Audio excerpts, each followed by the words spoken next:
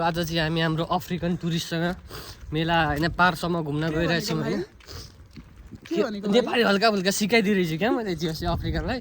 अनि हिजो अस्ति जापान आएको हाम्रो कम्पनीमा आएको छ।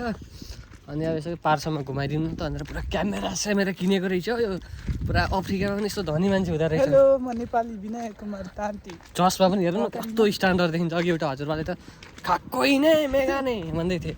मैले पनि दोमो भनिदिएँ। अनि मैले चाहिँ वतसिनो देश भनेर भने किनकि सँगै हिँडेको साथी यस्तो चटक्क मटक्क होइन मागेरै भए पनि धनीवाला फिल गर्दैछ। आफू भने यी छैन है सधैँ एउटा लुगा यो उसुले दिएको तलको युसन कामल दिएको यो पनि सिनबाट किनेको क्यामेरा पनि छैन आइफोन पनि बिनाएको आफू मात्रै गरिब फिल हुने रहेछ क्या साथीहरू। यस्तो छैन आज चाहिँ सिनेरी यस्तो छ है हल्का बादलहरू लागिरहेछ खासै गतिलो चाहिँ दिन छैन। अनि ठिकै छ हामी चाहिँ अब अफ्रिकनलाई घुमाउन लिएर म टक्क जाँदैछु। अफ्रिकनको क्यामेराबाट एक दुईवटा फोटो खिच्यो भने म अपलोड गर्ने नै छु। अफ्रिकामा त मान्छेहरू मात्रै गरिब हुन्थे।